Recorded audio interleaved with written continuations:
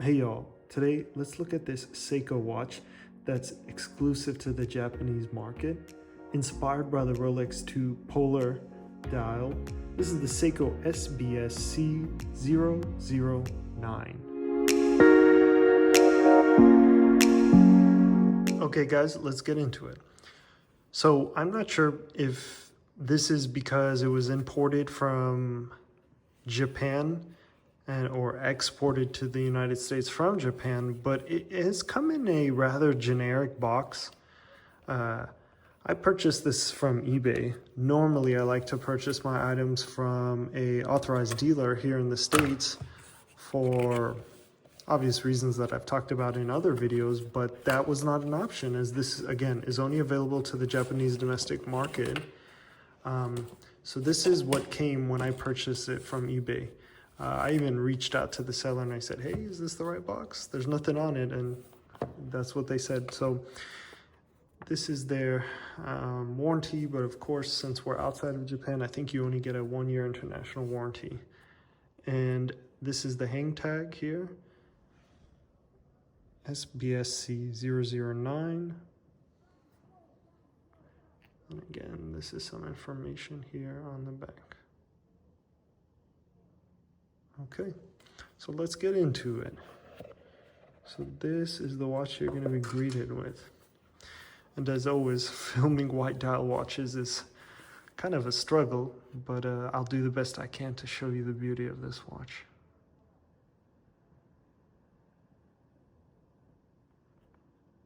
So first thing you're struck with is the similarities to the Rolex Explorer 2 Polar dial, because of that white dial, that reddish orange GMT hand, and that fixed stainless steel bezel, which in my opinion is probably the best feature of this watch. Okay, let's use this moment to kind of take a closer look at some of the finer details. So another standout feature of this watch is that interesting bracelet. It kind of reminds me of something you would see in a IWC, but without that high polish portions. So a nice bracelet, in my opinion. People always dog on Seiko bracelets, but I'm actually pretty satisfied. Everything appears solid. Of course, the clasp is, per usual, pressed.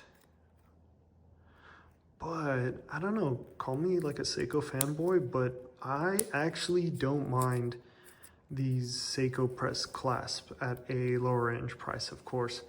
There's just something that kind of the positive feedback you get that just kind of feels like still pretty good quality. So I'm okay with it. And it's taken me some time in my journey in watch collecting, but I'm okay with it, to be honest, because it's well built. Seiko is kind of like Apple or Toyota. They're not going to be cutting edge, but whatever they do put out is going to be good quality.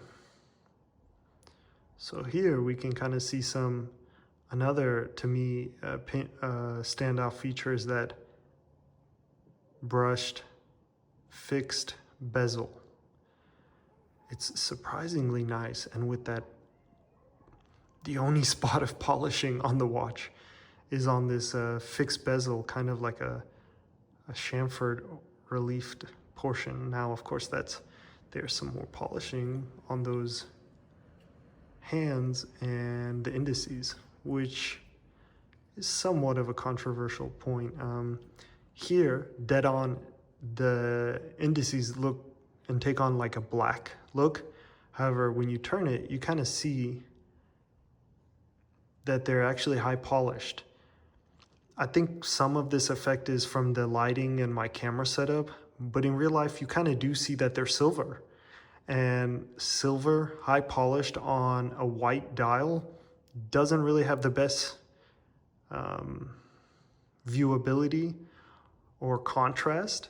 So I would say that is a downside of this. Here, the camera, I think, actually does a little bit better job than what it looks like in day-to-day activities. Okay, let's use this time to take some measurements. So let's do from 2 to 8. 39.4, so just about that perfect sweet spot for a sports watch, about 40 mil. Okay, let's now take a measurement of lug width, or sorry, lug to lug. I'm not sure the term, I forget off the top of my head. This is approximately 47, so 48. I think it's lug to lug, that's the term. So let's take a lug to lug measurement. Lug width, I'm sorry guys, I can't talk. Just about 20, okay? So 40, 20, beautiful combo. And last one is gonna be the thickness, okay? This is where I think the watch lets me down a little bit. This is 14 mil, okay? This is kind of in dive watch territory, and I believe this has 100 meters of water resistance, but at 14 mil, I think that's probably the only dimension I'm not a fan of on this watch. And in part, that's not helped by this curved, I believe, single dome crystal. I think they could have made a flat crystal. That would have easily taken off perhaps like a mil or so, or even 1.5 millimeter, to make this more sporty and versatile. So that's really the only downside when it comes to the measurements. The bracelet goes from 20 and it's going to taper all the way down to the point right before the clasp till 18. So not an incredible taper, but still some taper. It's I'm looking at you, Omega Seamasters. Let's use this moment to take a close-up at this dial. And here, just like the Hamilton Murph white dial, you can see again this fine texture on the dial. Kind of looks again like snow, fresh snow, but this one is more of a flat effect, so it doesn't have that kind of sheen to it like the Hamilton did. To me, this looks more like a popcorn ceiling.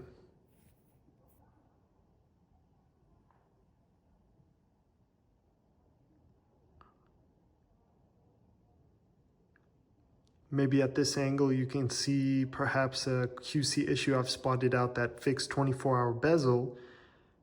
The 24, or the bezel as a whole, seems to be slightly off to the left. Or perhaps the dial is slightly off to the right, but that's kind of the only QC issue I've identified.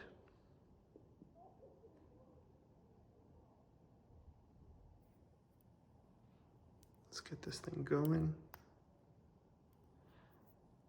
You can kind of see here some of the highlights of, again, that high polished bezel. I honestly think this watch would have looked better. Again, I'm biased. I love high polished relief bezels.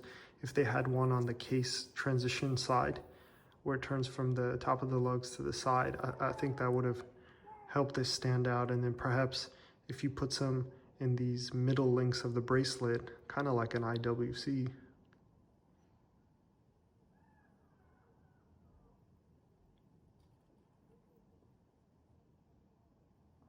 Okay, y'all, let's put this on the watch EKG. So this is the Seiko 4R34 caliber, and as far as I can tell, the lift angle is 53 degrees. So starting off, we see 4, 6, 5, sitting at the, what I like to call default position dial up. So rate so far excellent of single digits, less than 10 at +4. So for time's sake, let's rotate this, okay? Let's put this, I would say 12 o'clock position up. Let's give it a time for some beat variance to settle, which Seikos are known for. At a, look at that, a lovely rate of 0. Let's give it one more, and looks like it's gonna be negative a little bit. Maybe perhaps a -2. There we go, -2. Okay, let's rotate with crown up position, let it settle, and again, some positives, some negatives. That's good because it's going to even out to near 0 on wrist. So here, first one is -7.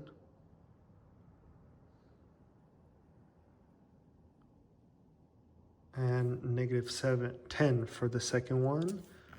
So let's try maybe perhaps one other position we can see with the crown down.